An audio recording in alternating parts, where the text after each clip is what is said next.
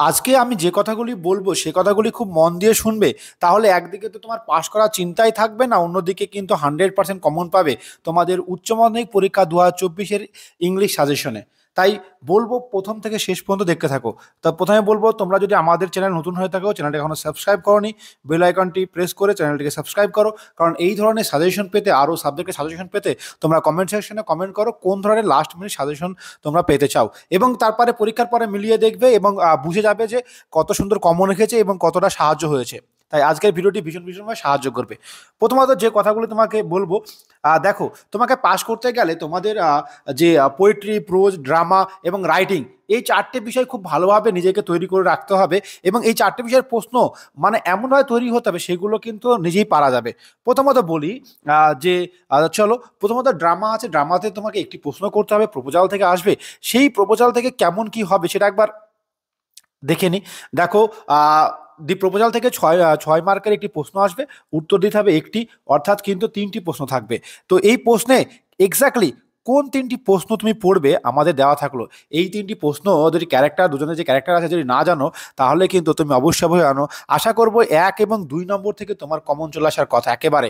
প্রথম প্রশ্ন পড়লো, দুটি প্রশ্ন, এই 3টি প্রশ্ন অবশ্যই তুমি করে রাখবে। আশা করবো কমন পেয়ে যাবে এবং সেখানে কিন্তু অবশ্যই অবশ্যই লিখে আসবে। চলো, এবার সব থেকে বড় কথা যে রাইটিং স্কিল। দেখো, রাইটিং স্কিলের মধ্যে আমি মনে করি তোমাদেরকে রিপোর্টটি করা উচিত। কারণ রিপোর্টটি করলে কি সুবিধা পাবে, দেখো, রিপোর্টের একটি সুবিধা আছে। রিপোর্টের যে স্ট্রাকচার হয় বা বডি স্ট্রাকচার হয়, সেটি যদি তুমি লিখে আসতে পারো ঠিকঠাক করে, ব্যাস, সেখানে কিন্তু অনেকটা নম্বর পাওয়া যাবে। এবং যেগুলো বলবে আমরা রিপোর্টে, আমি বলবো যে এই ধরনের রিপোর্টগুলো তুমি অবশ্যই একবার দেখে নেবে। তবুও যদি বলো যে স্যার একটি রিপোর্ট দাও, তো আমি বলবো যে বালাসোরে যে ট্রেন অ্যাক্সিডেন্ট, উড়িষ্যার যে ট্রেন অ্যাক্সিডেন্ট হয়েছিল, সেই রিপোর্টটি তোমরা কিন্তু অবশ্যই অবশ্যই ভালো করে করে রাখবে। আমার জন্য এটা কমন। এছাড়াও এই রিপোর্টগুলি করে রাখবে। এবার রিপোর্টে নম্বর নিতে গেলে তোমাকে যে কাজটি করতে হবে, ভালো করে দেখো, এই বডি স্ট্রাকচারটা অবশ্যই অবশ্যই তুমি তৈরি করে রাখবে। প্রথমত হেডিংটা তুমি প্রশ্ন থেকেই পেয়ে যাবে এবং রিপোর্টেড বাই কিছু একটা লিখে দেবে এবং প্লেস এবং ডেট সেখানে প্রশ্নই থেকে যাবে এবং সেটা ভালো করে লিখবে। এবং বডিতে কি লাগবে, দেখো, প্রথমে ইন্ট্রোডাকশন দিতে হয়, বিষয়টা কি, কোথায় কি ঘটেছে, তাই কি জিনিস, হোয়াট কি, হু কে ঘটিয়েছে, কখন ঘটেছে এবং কোথায় ঘটেছে, এই কথাগুলির প্রশ্ন প্রথমে ইন্ট্রোডাকশন লিখবে। তারপরে মেন কন্টেন্ট যদি পারো সেটা লিখবে এবং কনক্লুশন দিয়ে দেবে যে কি হয়েছে। এবং অবশ্যই পজিটিভ, রিপোর্টে যতই করবে পজিটিভ, পজিটিভ লেখার চেষ্টা করে পজিটিভের দিকে। তো এই রিপোর্টটি ফলো করলে তুমি কিন্তু ম্যাক্সিমাম নম্বর পেয়ে যাবে, তার মানে বুঝতে পারছো। আর দ্বিতীয় কথা এবার আসি, যে তোমার প্রোজ পোয়েট্রি বিষয়গুলি কি। আমি অবশ্যই বলবো যে প্রোজ এবং পোয়েট্রির ক্ষেত্রে অবশ্যই অবশ্যই তোমরা কিন্তু সারাংশ পড়ে নেবে, অর্থাৎ সামারি পড়ে রাখবে। ইয়েস, সারাংশ পড়ে রাখবে এবং যে প্রশ্ন আসুক না কেন তুমি কিন্তু ওই সারাংশ থেকে বানিয়ে বানিয়ে লিখতে পারবে বা সারাংশ এদিক ওদিক করে লিখতে পারবে। যদি নাও পারো, প্রশ্ন বুঝতে না পারো, যে প্রশ্নগুলি থেকে ভাগ কম, অর্থাৎ 1 লাইন বা 2 লাইনে আছে, সেখানে কিন্তু সামারি বা সারাংশ লিখে রাখলেই কিন্তু নম্বর পাওয়া যাবে। তার মানে বুঝতে পারছো যে প্রোজ থেকে 2টি, পোয়েট্রি থেকে 2টি, ড্রামা থেকে 1টি এবং রাইটিং, তাহলে আমরা কিন্তু সবগুলোই কিন্তু তোমাদের 5 নম্বরের বা বুঝতে পারছো 6 নম্বরের, সরি 6 নম্বরের দুটো প্রশ্ন থাকবে, তাহলে সেখানে কিন্তু অনেকগুলি নম্বর পাওয়া যাবে। অর্থাৎ প্রত্যেকটা 6 নম্বরের যে একদম অ্যাটেন্ড করতেই হবে, অর্থাৎ 2 2 1 1 এগুলো সবগুলো অ্যাটেন্ড করতে হবে এবং কিন্তু ম্যাক্সিমাম নম্বর পাওয়া যাবে। যে 6 নম্বরে যে 5টি প্রশ্ন, প্রোজ থেকে 2টি, পোয়েট্রি থেকে 2টি এবং ড্রামা থেকে 1টি, অবশ্যই অ্যাটেন্ড করতে হবে। কীভাবে অ্যাটেন্ড করতে হবে, যে তার মেন সারাংশগুলি পড়বে, সারাংশ থেকে লেখার চেষ্টা করবে। এছাড়াও এবার আসি সরাসরি যে কোথায় থেকে কোনটা পড়বে, তারা আমরা কিন্তু বলে দেবো এবং সেটি কিন্তু তুমি পড়ে নেবে। তার মানে বুঝতে পারছো, রাইটিংটা অবশ্যই লিখবে, রাইটিংয়ের বডিটা অবশ্যই ঠিকঠাক করে রেখে আসবে। ঠিক আছে, প্রপোজাল থেকে এই করা পড়বে, আশা করি 1 2 থেকে কমন পেয়ে যাবে, ক্যারেক্টার পেয়ে যাবে যে কোনো একজনের।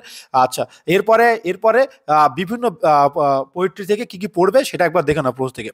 থ্যাংক ইউ ম্যাম থেকে কোনটা পড়বে, দেখো এখানে স্ক্রিনশট নিয়ে নাও। স্ক্রিনশট নেবার পর দেখবে যেগুলো স্টার মার্ক আছে সেইগুলো তুমি পড়ে নেবে। ঠিক আছে, আমি আর বললাম না। তো এখন যদি সময়টা তোমাদের হাতে অনেক কম, দেখতে পাচ্ছ 3 কোশ্চেনে, আশা করবো এইটাই হয়তো এবার আমার তরফ থেকে 100% কমন থাকলো, এই প্রশ্নটা, প্রথম প্রশ্নটা তো তুমি পেয়ে যাবে। তো এবার দেখে নাও, একদম একদম ঠিকঠাক করে সব কিছু দেখে নাও। দেখো, স্ক্রিনশট নিয়ে নাও, আমি দেখানোর চেষ্টা করছি স্ট্রং রুট থেকে। হ্যাঁ, এটা দেখায়। স্ক্রিনশট নিয়ে স্টার মার্কগুলি তোমার রেডি আছে কিনা, যদি রেডি না থাকে সেগুলো একটু রেডি করে নাও। এবং ভিডিওটি তোমার বিভিন্ন গ্রুপে শেয়ার করে দাও, যাতে সবাই সুযোগ পায়।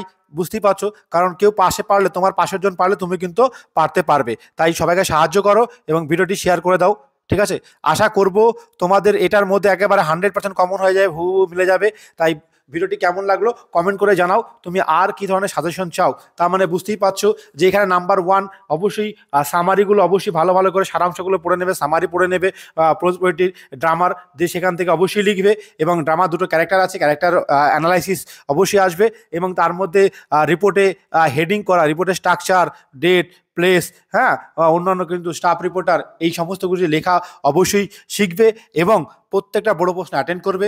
এছাড়াও এমসিকিউ তো তুমি হল কালেকশন বা অন্যভাবে পারতেই পারো। তো যাই হোক, আজকের ভিডিও এই পর্যন্তই।